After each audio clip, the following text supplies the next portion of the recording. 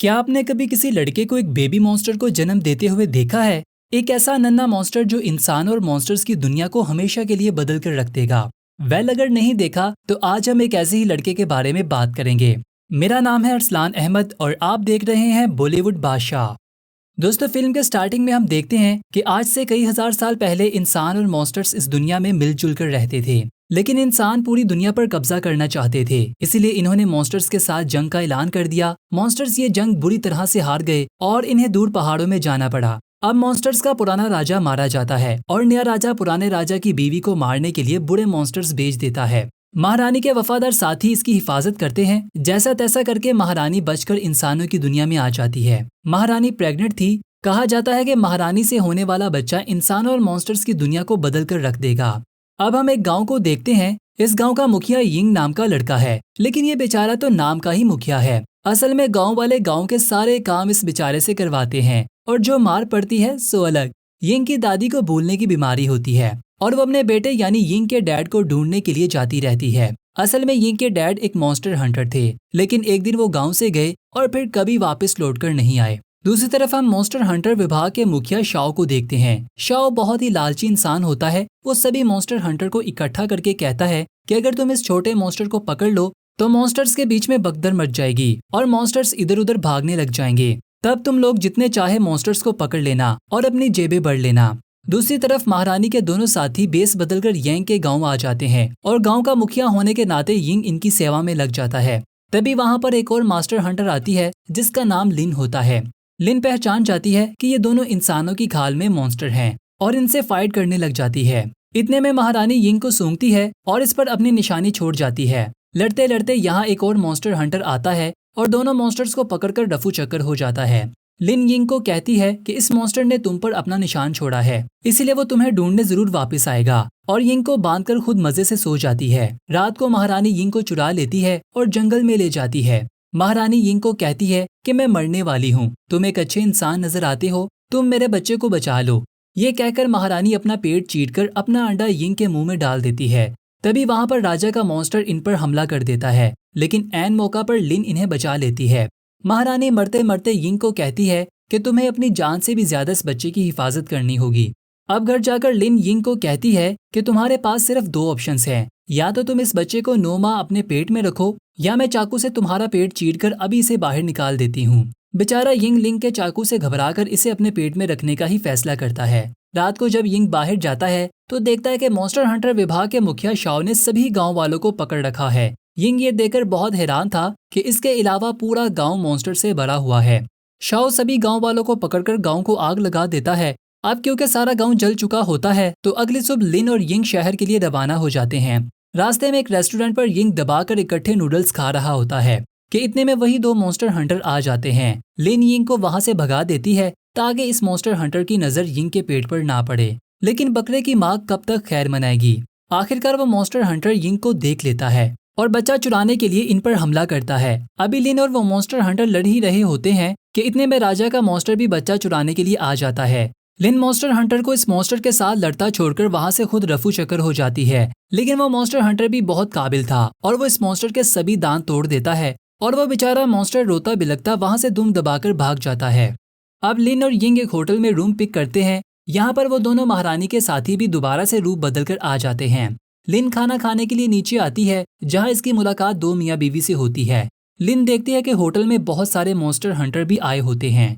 वो भागी भागी वापस यिंग के पास जाती है। लिन देखती है कि वो दोनों महारानी के साथी दोबारा से यिंग को अगवा कर रहे होते हैं। वो इन दोनों को पैरालाइज करके अलमारी में बंद कर देती है और यिंग को यहाँ से भागने का कहती है, लेकिन तब तक यिंग को पेट में दर्द स्टार्ट हो जाता है। असल में अब यिंग को बच्चा होने वाला है। वैसे देखा जाए तो इस सीन में यिंग से ज्यादा लिन घबराई होती है। लिन कैंची पकड़कर बच्चे को निकालने के लिए खड़ी होती है कि इतने में वो दोनों मियाँ बीवी आवाजें सुनकर इनके पास आ जाते हैं। महिला अंदर जाकर लिन को कहती है कि भाई ये किस औरत को बच्चा हो रहा है। इतनी देर में बच्चा यिंग के मुंह के रास्ते से बाहर आ जाता है। लिन औरत को बेहोश कर देती है और बच्चे को पकड़कर यिंग को कहती है कि देखो तुमने एक मूली को जन्म दिया है।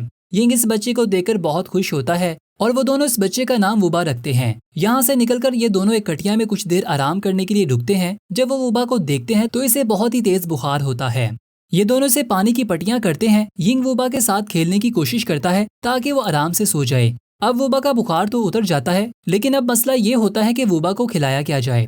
लिन देखती है कि इसे दूध से ज्यादा खून पसंद है, तो वो उसको यिंग के चेस्ट से ही खून पिलाने लग जाती है। थोड़ी देर बाद वूबा दोनों घोड़ों का खून चूस कर इन्हें बेहोश कर देता है। यिंग वूबा को शाकाहारी बनाने के लिए इसे बेर खिलाता है, लेकिन छोटे मॉन्स्टर को बेर हजम नहीं होते और वो इन्हें बुलेट्स की तरह बाहर फायर कर देता है। ये दोनों वूबा के साथ बहुत ही ज्यादा मजे करते हैं। इसके बाद अगली सुबह वो दोनों वूबा को बेचने के लिए बाजार में ले जाते हैं, जहाँ वो एक मॉन्स्टर के व्यापारी से मिलते हैं। अब क्योंकि वूबा बहुत ही ज्यादा फेमस था, इसीलिए व्यापारी भी इसका अच्छा दाम लगाती है। वूबा इन दोनों से बिछड़ते वक्त बहुत ही ज्यादा रो रहा था, क्योंकि देखा जाए तो ये दोनों इसके माँ बाप थे और माँ बाप से बिछड़ने का दुख तो आप लोग जानते ही होंगे। वापस जाते हुए लिन बैग में से एक रुमाल देखती है जिस पर वूबा ने इन तीनों की तस्वीर बनाई थी। ये देखकर दोनों से रहा नहीं जाता और वो वूबा को लेने के लिए वापस इसी व्यापारी के पास जाते हैं। लेकिन तब तक ये व्यापारी वूबा को एक रेस्टोरेंट में बेच चुकी थी। ये शाओ का रेस्टोरेंट है जहाँ पर मॉन्स्टर्स को पकाकर खाया जाता है। रेस्टोरेंट की हेड चीफ एक लेडी थी जो अपने काम में बहुत ही ज्यादा माहिर है। देखे ये किस तरह से एक मॉन्स्टर को काटकर इसका सैलेड बना देती है।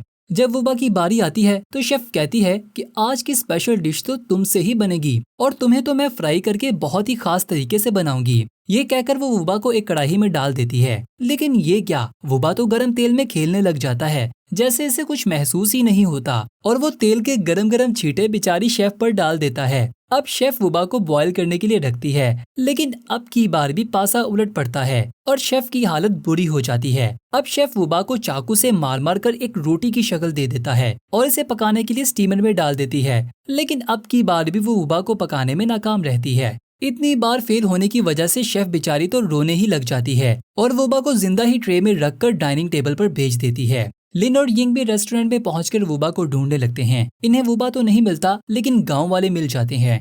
वो इन्हें पिंजरे से आजाद करवा ही रहे होते हैं कि इतने में एक मॉन्स्टर हंटर इन पर हमला कर देता है। ये वाला मॉन्स्टर बहुत ही ज्यादा ताकतवर था, लेकिन किसी न किसी तरह यिंग और लिन इससे पीछा छुड़वा लेते हैं। महारानी के दोनों साथी भी रेस्टोरेंट में एज अ गेस्ट शामिल हुए होते हैं। ये दोनों वूबा को ढूंढ रहे होते हैं, लेकिन वो दूसरा मॉन्स्टर हंटर भी इनके पीछे ही था। ये दोनों डाइनिंग टेबल पर पहुंचने से पहले ही वूबा को लिफ्ट में बचाने की कोशिश करते हैं, लेकिन वो दूसरा मॉन्स्टर हंटर इन्हें देख लेता है और इन पर हमला कर देता है।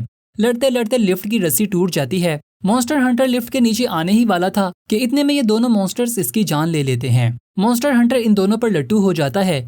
इतनी देर में वूबा डाइनिंग टेबल पर सर्व हो जाता है। मुखिया शाओ कहता है कि हम इस नन्हे मॉन्स्टर का बेजा खोलकर इससे स्पून से खाएंगे ताकि डिश के पूरे पूरे पैसे वसूल हो सके। तभी यहाँ पर लिन और यिंग आकर इन पर हमला कर देते हैं। यिंग वूबा को बचाकर छुप जाता है। यहाँ पर यिंग की दादी भी मौजूद होती है। शाओ का पर्सनल हंटर लिन और यिंग की दादी को पकड़ लेते हैं और यिंग को वूबा को बाहर लाने का कहता है। यिंग वूबा के मुंह में फ्रूट्स डालकर बाहर लाता है और इन लोगों पर फ्रूट्स की मशीन गन चला देता है। इस हमले की वजह से शाओ के मुंह पर चोट लग जाती है और इसके मास्क उतरने लगते हैं। असल में ये भी एक मॉन्स्टर ही था, लेकिन इतने ज्यादा मास्क की वजह से कोई भी इसे पहचान नहीं सका था। अब शाओ अपने असली रूप में आकर बहुत ही ज्यादा खतरनाक हो जाता है और सभी लोगों को उठा उठाकर पटकने लगता है। इतना ज्यादा खतरनाक था कि लिन भी इसे नहीं रोक पाती। यिंग की दादी इसे अपनी खानदानी तलवार लाकर देती है और मॉन्स्टर को मारने का कहती है। हालांकि ये तलवार देखने में बिल्कुल खिलौने जैसी लगती थी, लेकिन फिर भी यिंग इससे मॉन्स्टर पर हमला कर देता है, लेकिन मॉन्स्टर उल्टा वो तलवार यिंग के सीने में घोंप देता है। यिंग को मरता देखकर लिन बेचारी रोने लग जाती है। वूबा भी रोता है और इसके पास आता है और इसके सीने से तलवार निकालता है, जिसकी वजह से इसके हाथ पर कट लग जाता है और इसका खून यिंग के ऊपर गिरता है। इसके खून की वजह से यिंग के जख्म ठीक हो जाते हैं। वूबा के खून की वजह से वो खिलौने वाली तलवार भी एक बहुत ही घातक हथियार में बदल जाती है। यिंग वो तलवार उठाता है और मॉन्स्टर के सीने में घुसा देता है, जिसकी वजह से शाओ मारा जाता है। यिंग की दादी इसे मॉन्स्टर हंटर का पहला सिक्का देती है जो इसके पिता इसके लिए छोड़ गए थे। अब ऑफिशियली यिंग भी एक मॉन्स्टर हंटर बन चुका है। अब क्योंकि वूबा की सेफ्टी के लिए वो लोग इसे अपने साथ नहीं रख सकते थे, इसलिए वो महारानी के दोनों साथियों और गांव के बाकी मॉन्स्टर्स को वूबा के साथ एक पहाड़ी पर रखने का डिसाइड करते हैं। अब वूबा के लिए तो यही दोनों माँ बाप थे, इसीलिए वो इनसे जुदा होने के लिए बिल्कुल भी तैयार नहीं था, लेकिन यिंग इसकी भलाई के लिए इसे डांट कर अपने से अलग कर देता है। वूबा बेचारा रोता हुआ गाँव वालों के साथ चला जाता है। यिंग को भी याद आता है कि कैसे इसके पिता ने इसे डांटकर अपने से अलग कर दिया था। इस कहानी में हमारे लिए ये लेसन है कि जब माँ बाप हमें डांटते हैं तो वक्ती तौर पर हमें बुरा जरूर लगता है, लेकिन अल्टीमेटली वो हमारे लिए बेहतर होता है। और इसी के साथ इस मूवी का पहला पार्ट अपने अंत को पहुंचता है। आशा करते हैं कि आपको ये मूवी काफी पसंद आई होगी। मिलते हैं आपसे फिर से इस मूवी के पार्ट 2 के साथ। तब तक के लिए गुड बाय।